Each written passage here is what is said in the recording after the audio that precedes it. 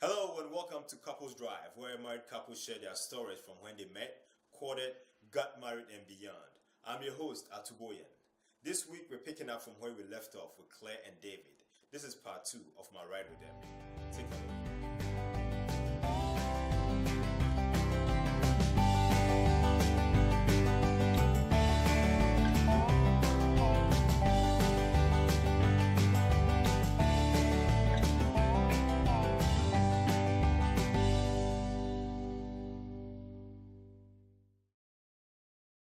Yeah, how do you balance your marriage with work and other relationships, such as your family relationship and your friends? How do you balance it? To be honest, when I first started, I'm very bad at it because I'm a nurse. Okay. So like I'm always like I'm on call or I'm like working a double or something. Okay. And like usually I don't even get to like call my mom. Sometimes I won't call him like in like 3 hours. We always talk all the time. So sometimes when he doesn't hear from me for like a certain amount of time, he's like, Claire, are you okay? But I'll be at work, you know? But like sometimes I don't even have time to call my mom. I don't have time to call my mother-in-law to say, oh, how you guys doing? To check up on them, or my dad. So I found that very difficult because then when I go home, I have to take care of him. When I go to work, I have to take care of my patients, you know? So it's like, I didn't know how to balance all that stuff up because my mind is like in different places all at once. So like, I put this reminder thing on my phone and I put in like when to call my mom, when to call my mother-in-law, just to kind of give me a reminder because it's kind of disrespectful if you don't even talk to any of your family after you got married, you know. And I just feel like I don't want to be disrespectful like that, so I try to like keep up with hitting up everybody. But then life is really it really hits you so hard that like you can't even keep everything in check. You can't even balance everything out. So I put little reminders on my phone, and I try to watch everybody's snap. So I just like, oh hi, how you doing? And that's how I balance it out, honestly. And in my opinion, I think it works out pretty well. Anyway, it's been good so far. Yeah. So how often do you call your mother-in-law now? I saw her like last week, so. How often should you call her? I feel like at least 3 times a month. Okay, that isn't bad. Yeah, at least 3 times a month. But I have been slacking a little bit. The only reason why is because we've been traveling back to New York, and I do see her. Okay. So sometimes I feel like I don't need to like call her in that month. Right. So, but I'm really trying to balance everything out. I'm still progressing in that. So I'm still learning new ways. But the way that I'm doing it now works pretty well. David, what about you? Do you? I totally suck. I say it right now. Like, I'm not really. When I'm in the house, I'm never near my phone, especially when she's home. Okay. Because like we're always together, and she don't like when I'm on the phone. You know. Also, me too. Like, it's good to spend some time together. Okay. You know. So when I'm home, I'm hardly near my phone. Like, if she goes to work or when I go to work, like I don't. Even when I have free time, I don't remember to call anybody. I know it's bad. I'm not trying to like. I'm really bad at it. And, you know, most of my friends are like, "Oh, you know, David, you got married and you forgot about us and everything like that." And you know, it's not good. I really am trying to work on it. You know. How are you doing that? By trying to remember to call everybody. It's just kind of like when you're married, you don't even think about really anybody else, you know. So sometimes I'm thinking about that. It's like bad. It's bad, but it's like the truth. Like you're investing so much of your time, like in your marriage now, like you know, and it's like you don't think to really hit somebody up. Like you're like constantly like, okay, so this is what David wants. Okay, like let's do this. Oh, you gotta clean the house. Oh, you gotta wash dishes. You know, and then David on the other hand, okay, I gotta work, I gotta do this, I gotta do, okay, bills, this and that. So it's like everyone is like busy. Even we are busy in our own marriage sometimes. Yeah. We have to like make time, set time apart so that we can do stuff together. You know, even though like we're both at home together, like our mind will be doing something else. Like I'll be washing the dishes and he'll be like fixing something up, you know? So it's kind of like we don't even think to call anybody else. Yeah. You know what I mean? We're just relying on each other. I mean, if the thought crossed our mind, yeah, we Yeah. would hit them up. Yeah. You know, in some form. What is the most difficult thing you found in marriage after you get married? Sharing everything. You gotta Yeah, share that's not stuff. difficult for you. No, but sometimes it is. Sometimes, you know, you just don't want to share that. You like, love to share my things. okay, so maybe I was speaking about you. Well, that is a clever way to put it, I guess. Oh man. He doesn't like to share anything. No, I love to. No, Yeah, don't even say that, right. Claire. I love to share everything. But everything, though, I don't share many things. But everything.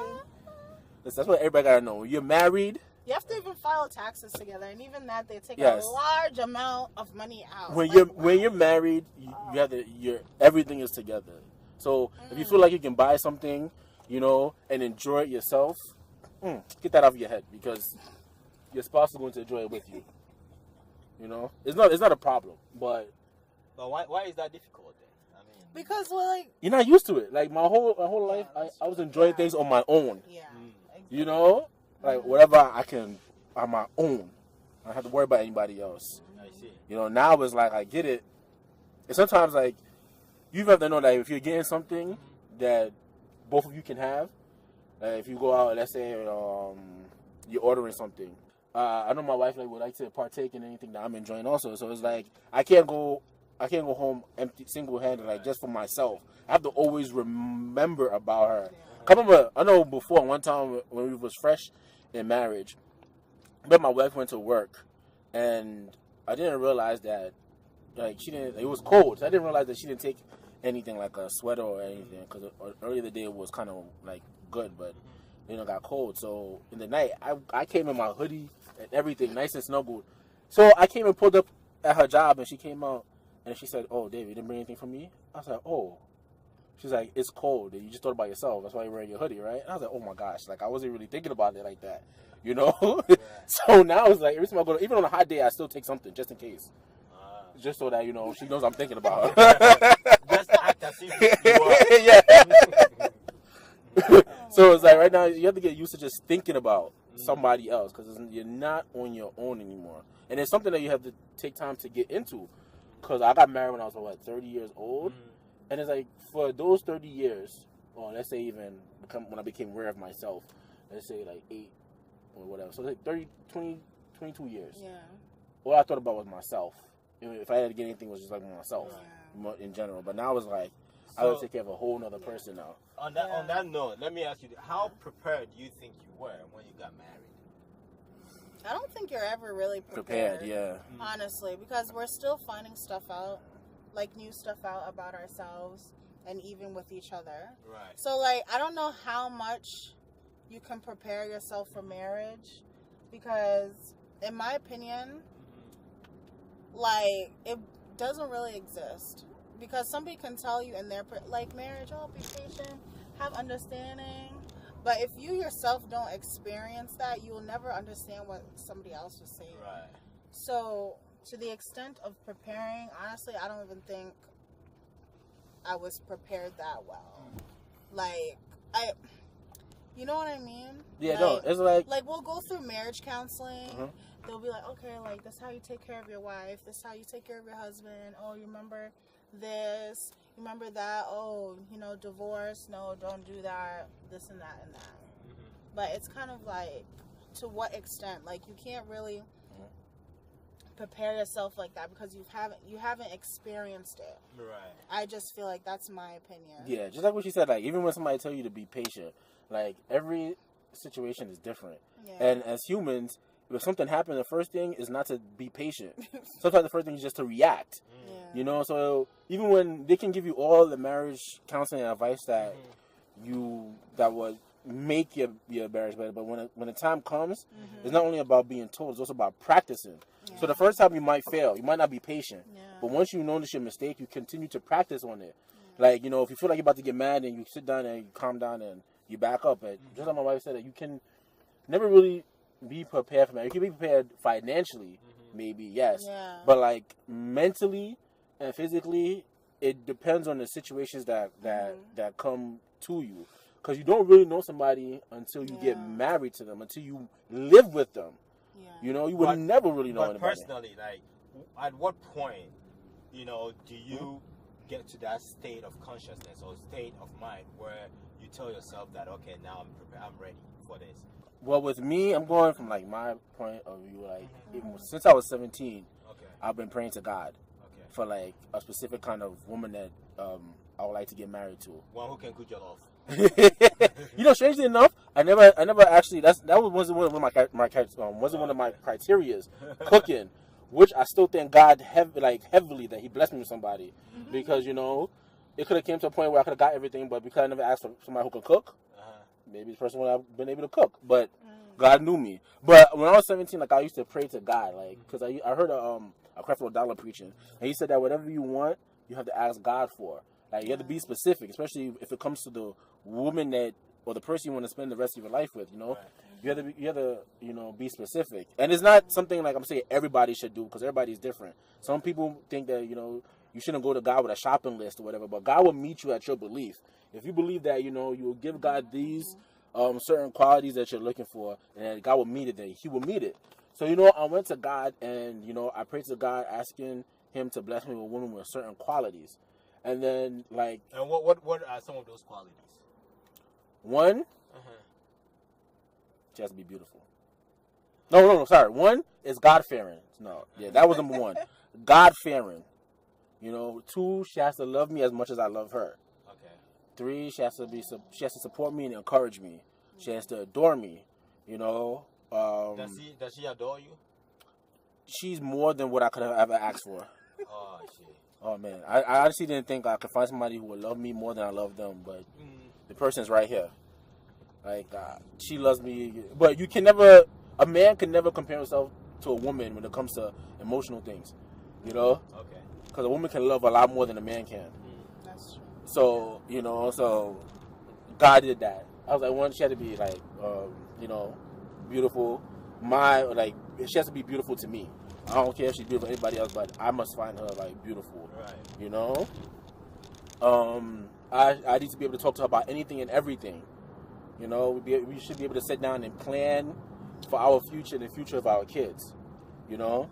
So I pray for all that, and then like growing up, every interaction I had with someone of the opposite sex, or another female, like, or a sister, like I would study them, and I would see if they have those certain kind of qualities, you know. And before my wife, I met a few people, but they were great people, but they didn't really have the complete package I was looking for. But at the time, I didn't know, because I was like, oh, you know, maybe I'm asking for too much. Okay. You know, but then I always pray to God that, you know, God, reveal these people to me. If I'm meant to be, then, you know, let it be. If it's not, then, you know, there's something happened that we go our separate ways. So up until her, everything else didn't like work out. But when it came to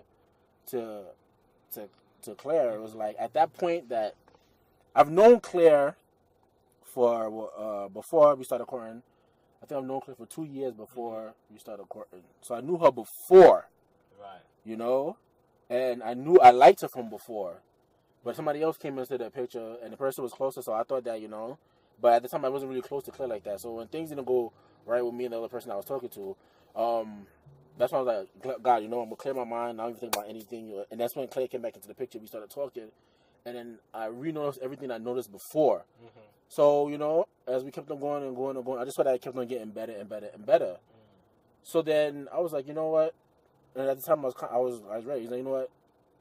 God, this woman that I'm talking to right now, she has all the qualities that I've been praying for, you know, and if she's the one, then let it be. And then our relationship just kept on getting better and better and better, and nothing, you know, went wrong. So that's why I knew. I was like, you know what? Now I'm ready to get married. Okay. Yeah. You know, now, like, she's the one I've known for a very long time, but now that I'm ready, because I know it's her. And So basically, Yeah. what you saw in her actually made you or gave you that confidence that this is yeah, because she aligned with everything I was praying for. okay. To me, she was aligned with everything I prayed for. Yeah. And even with prayer too, I feel like once you get to that maturity of prayer, it's just kind of like, okay, like this is what God has called you to do. Like you just feel it. Okay. Like, okay, Yeah, this is where I'm like once you meet that person and it's like, okay, I've set my mind on this person. Like that's how it was with me too. Like I was like, okay, this is it. You know what I mean? Like you've reached that threshold. So You know? so going back to what you said earlier, that means you reached that point through Facebook. Yeah. Right? Through Facebook. Through Facebook when you first. David, won't you agree? no, I would agree. I would Yeah. agree. That's true. Because Oh, yeah, yeah. you kind of That's true. set your target on David way back before he Yeah. became aware of it. Yeah. I did. But when you're meant to be, like anything can happen along the way that Yeah. you can. Because I mean, like he's in New York and I'm in Massachusetts. Like New York is a big state. Like how is it possible, right? That me, like you came to Massachusetts. You know what I mean? Like it's just But- like, how does that work out? It's all by prayer. You ask for God what you want and He gives it to you. And a lot of people be like, the only thing about like how people might say, oh, because she told me a year before she hit me up, so she kind of went after me, which is not kind of true. Because if you look at Ruth and Boaz, right? Ruth went to go lie down at Boaz's feet, so she put herself in a position to catch his eye, to be seen and to. So that's what she did, Okay. She put herself in a position because even after all of that, when we started talking and everything, I asked for her number. She played it cool, like, So I asked for her number, and at the end of the day, even though we talked a lot and everything like that, I was the first one that came out and expressed my feelings, and she was feeling the same way, okay. But she waited for me to come out. I don't know if I'm not saying that for everybody. You might be different. If you feel like you should express yourself, go ahead. But I mean, the way it happened with us, I actually asked a similar question. Is it okay for a female to propose to the guy? Like, is it okay for them Yeah, to propose? for the woman. to I take that. feel like, honestly, I've been seeing that on like Facebook and stuff like that, like videos of women proposing to men. I just feel like it's just like you lose that, like the men especially. I feel like they lose that that man like feeling to kind of grow up to be that person who's ready to get their woman. But if the woman is doing it, I just feel like where's like I don't know. That one, dear. actually, It's I side with my you know, wife on that because it's like I feel like, it's and especially this day and age, like it's very hard for men to commit. Yeah, that's where I'm going. A commitment is not high, and sometimes really women become serious faster than men become serious. Okay. So I feel like if you're a woman and you propose to a man and he says yes, then you have to really be careful because if he hasn't asked you first, are you sure he's ready? He might be saying yes, maybe not to hurt you, but is he really ready? I think a woman should always wait for a man to be ready. Because at the end of the day, he's going to be the head of the household, and if he's not ready, then so many problems can come into the family. So I feel like a woman should just wait out her time. Maybe the guy is even thinking the same thing about her. He wants to be with her, but maybe he has to fix certain things in his life first before he comes out. Yeah. And if you to ask before he is ready, then it could bring some problems. That's just me. No, So- that's true. So how do you as a woman, if you were in that position, right, and you like let's say when you guys were courting, Claire likes you, right, and she wants to maybe get you to propose, what would you expect her to do? Or how would you expect her to approach the situation? Let's see. And if I knew that she wanted me to propose, Yeah. like she's been singing it over and over and over Not again. saying. Oh, I like mean, giving clues. Yeah, what kind of clue would you act on? That's a good question. Cause I already knew from before that when I started courting her the reason why I even started courting her, I courted her for 2.5 years before we got married. Okay. So the day I courted her, I knew that's the day I was going to marry her regardless. You know?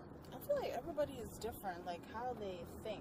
Really. So, like, I mean, it's a hard these are question. some What's the difficult question? questions. What's the question again? I thought I got to be clear.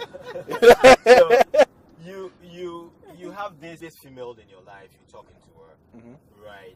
Maybe you are not ready to propose, but she wants to actually draw your attention to it, right? So that you can man up and ask her to marry you. But you don't want her to propose to you, right? So how would you expect her, or what kind of clue would you expect her to give you? Okay. Does that make sense? To give me, Yeah, to know that she wants me to propose Yes, to her. just to push you to do it. Like Can those that be movies. done? Can that be done at all? Well, usually, yeah. Like especially if a guy is like, some people go through a relationship for a very long time, like 5, 6, 7, 8 years.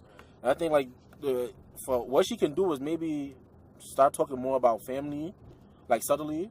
Okay. You know, maybe start subliminally looking at wedding rings. Or like if let's say she has a laptop or anything and he's going to look at the laptop, she can leave a screen open with a ring, so when he opens it, that's the first thing he sees. You know. Set it up for him. Right? Yeah, set it up for him, and then and then you just talk more about family and being ready and how she can't wait to be a mother and walk down the aisle and keep it like in big intervals. Don't every day or every week, because sometimes it could be overwhelming. It could be overwhelming. Maybe like once every 3 weeks, once every month. Make sure you use a laptop more often with the rings. Like watch those wedding videos that everybody posts up. Like, I want these kind of colors. Like, what do you think? Like what kind of colors would you like for your wedding? Like, kind of just like little things you put in there. Oh, look at this car. Like, I see, our kids in it. Just like little things. And like David said, don't do it like continuously. Like, leave pictures all over the place. Continuously ask. Then it scares the men away. Yeah, it's like you're trying to force it. They're not ready for that. Okay. So yeah. If you were to give advice to your younger self, what you should look for in a woman before you get married, what would that be, David? What would I say to myself is, keep on praying and don't worry, because when God time comes, you will surely get it. Because look, it happened already, so just be patient. Okay.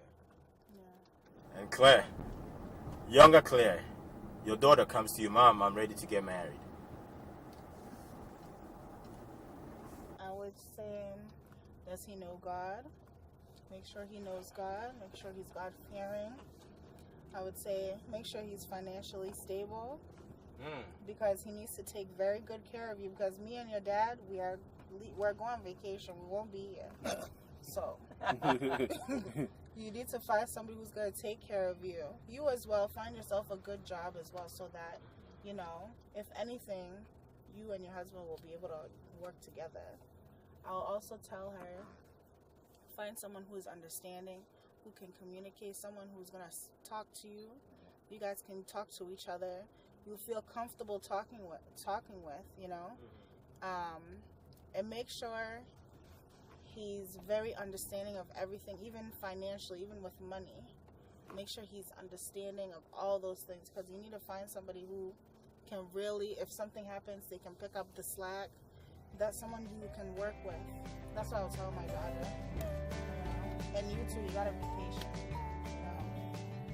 Be supportive. Hey, welcome back. That was part 2 of my ride with Claire and David. And as usual, I hope you learned and picked up something from them. Please make sure you subscribe to our video channels on YouTube and follow us on Facebook and Instagram so that you'll be notified once new videos are posted. I'll see you next time with another video. Until then, let's keep love alive.